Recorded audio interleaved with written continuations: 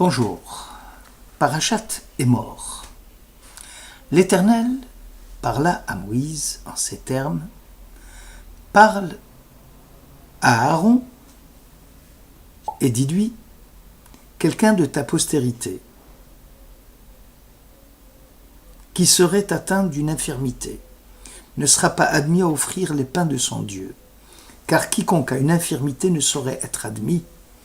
Un individu aveugle ou boiteux, ayant le nez écrasé, ou des organes inégaux, ou celui qui serait estropié, soit du pied, soit de la main, ou un bossu, ou un nain, celui qui a une tare dans l'œil, la gale sèche ou humide, ou les testicules broyés. Lévitique 21. On ne peut qu'être perplexe devant cette injonction faite à Aaron. En effet, la Torah ne s'est jamais intéressée à l'aspect extérieur des choses et des personnes, mais au contraire, elle accorde une très large place à l'intériorité, au fond plus qu'à la forme.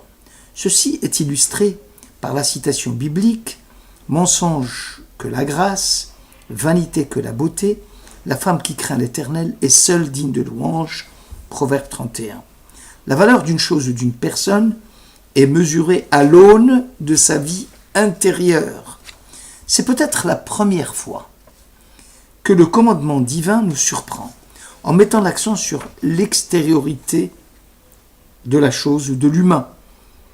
Ainsi, un homme peut avoir toutes sortes de vertus intérieures, mais si, hélas, il présente une infirmité visible, telle que celle décrite là-dessus, alors il ne sera plus admis à offrir les pains de son Dieu dans le temple consacré à Dieu.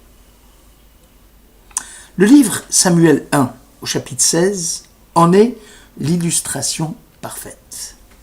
Samuel se rendit à Bethléem pour offrir un sacrifice à Dieu. Il invita alors Jessé et ses fils à la fête pour savoir qui sera sacré roi d'Israël.